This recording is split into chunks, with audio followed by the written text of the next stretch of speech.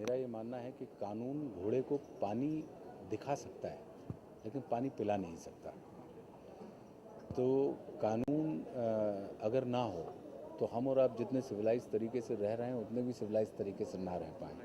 तो हमें विसंगतियां तो दिखती हैं कानून की, लेकिन कानून की संगति और उसकी उपयोगिता हम रोज़मर्रा की ज़िंदगी में भूल जाते हैं। यदि आप अपने घर से यहाँ तक सुरक्षित पहुँचे हैं बिना किसी घटना के, तो मेरा ये मानना है कि कानून नाम की एक चीज़ है जिसके कारण हम और आप कहीं ना कहीं स्व अनुशासित हो जाते हैं, या ये कहें कि उसके कारण हम उच्च श्रृंखल नहीं हो पाते हैं। तो हमारा तो अखंड विश्वास है कानून के अंदर, और मानना ही ये है कि कानून जो है वो समानता की बात नहीं करता, कानून सह अस्तित्व की बात करता है, को एग्जिस्टेंस की बात करता है। और को एग्जिस्टेंस की चूँकि बात करता है तो इस वजह से उसके लिए सारे व्यक्ति समान होते हैं, समान दृष्टिकोण वाले होते हैं। उसके लिए कोई बड़ा छोटा नहीं होता। उसके लिए अगर कानून के दरवाजे पे आप खड़े हैं तो वो आपको उसी दृष्टि से देखेगा।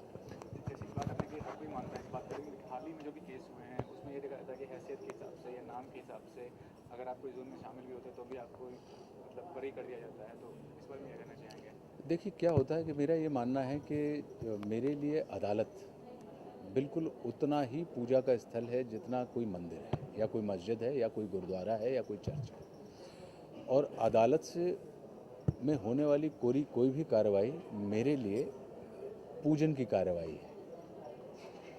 तो आप कार्रवाइयों के ऊपर संदेह कर सकते हैं, मान लीजिए ये बिल्कुल निजी मामला होगा, लेकिन मैं कार्रवाई के ऊपर संदेह करने वाला व्यक्ति नहीं हूँ। मेरा ये मानना है कि अगर कोई कार्रवाई हो रही है तो अदालत का जो वाक्य होता है वो अंतिम वाक्य होता है, ब्रह्म वाक्य होता है।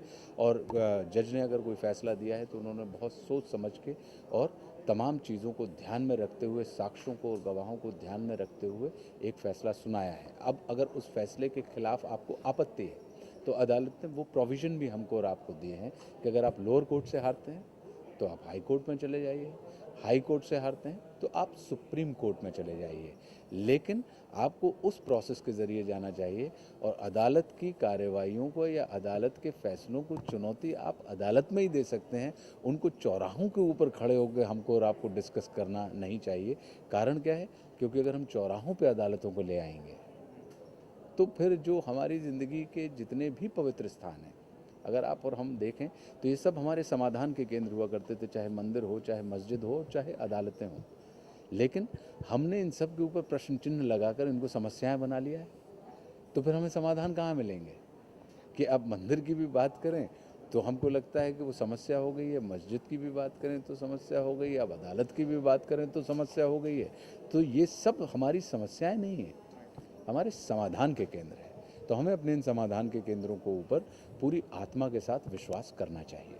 और जिस किरदार निभा रहे हैं उसको पॉजिटिव फ्रेम में दिखाया गया है, निगेटिव फ्रेम में आपके किरदार को? ये पूरा धनात्मक किरदार है और सीतापति त्रिपाठी, सीता शुक्ला इसका नाम है, और पेशे से लॉयर था और बड़ा ब्रिलियंट लॉयर था। और इस व्यवस्था में विश्वास करने वाला था कि उसका ये मानना था कि धाराओं के ऊपर, आप ये धाराएं जो हैं वो आयतें हैं, धाराएं जो हैं ये श्लोक हैं, धाराएं जो हैं ये आरती की पंक्तियां हैं, और इन धाराओं के साथ हमको छेड़छाड़ नहीं करनी चाहिए, इसका ये मानना था। लेकिन इसका ये मतलब नहीं कि वो छेड़छाड़ नहीं कर सकता था, लेकिन वो करना नहीं चाहता था। और चूंकि इतनी प्रतिभा होने के बाद भी एक दिन वो रियलाइज़ करता है कि मेरी जगह अदालत के अंदर नहीं है। क्यों? क्योंकि मैं उस किस्म की चीज़ों को और उस किस्म के छलछद्म, ये रियलाइज़ करता है फिल्म में कि कसूरवार आदमी को बेकसूर साबित करना ज़्यादा आसान है बनस्पत बेकसूर आदमी को बेकसूर साबित करने के। तो वो फिल्म में उस मकाम पे छोड़ देता है और अदालत के सामने पाव भाजी की दुकान लगाता है, और उसका ये मानना है कि मैं पाव भाजी बनाऊंगा, मैं लोगों को न्याय दिला के आनंद नहीं दे पाया तो पाव भाजी खिला के मैं उनको आनंदित करूंगा। तो वो उस किस्म का किरदार, और फिर कैसे ये वापस एक मकाम पे वापस अपनी प्रैक्टिस शुरू करता है, और कैसे उस एक हारे हुए मामले को और एक बेबस महिला के पक्ष में कैसे खड़ा होता है और अदालत में उसको न्याय दिलाने के लिए पूरा प्रयास करता है। सर, ऐसे तो अपने कैरियर में आपने बेहतरीन रोल निभाया है, सबको बेखूबी निभाया है, लेकिन जो संघर्ष का रोल था आपका या जो दुश्मन का नेगेटिव रोल था, जब आपका नाम आता है तो लोग सोचते हैं कि आशुतोष राणा यानी कि वो रोल, उस तरह का लार्जर देन लाइफ रोल कब देख सकते हैं फिर फ्यूचर में? अब उस तरह का लार्जर देन लाइफ रोल लिखे जाएं, निश्चित रूप से अगर लिखे जाएंगे तो आप देखेंगे। तो अभी इस प्रोजेक्ट के बाद और कौन से प्रोजेक्ट में आप काम कर रहे हैं? और एक फिल्म है इस्माइल दरबार साहब की, जिसमें मैं चुबल रोल कर रहा हूँ, डबल ट्रिपल नहीं, चुबल रोल कर रहा हूँ। एक फिल्म है उड़न छू, जो विपिन पाराशर उसको डायरेक्ट कर रहे हैं, और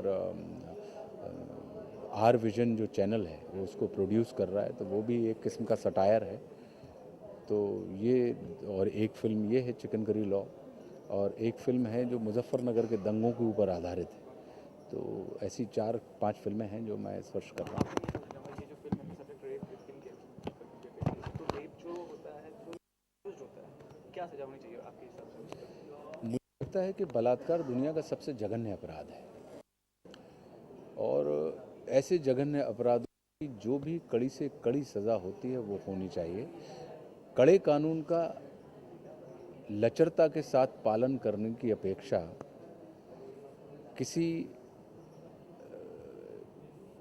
सरल से कानून का कठोरता के साथ पालन करना ज़्यादा कल्याणकारी है।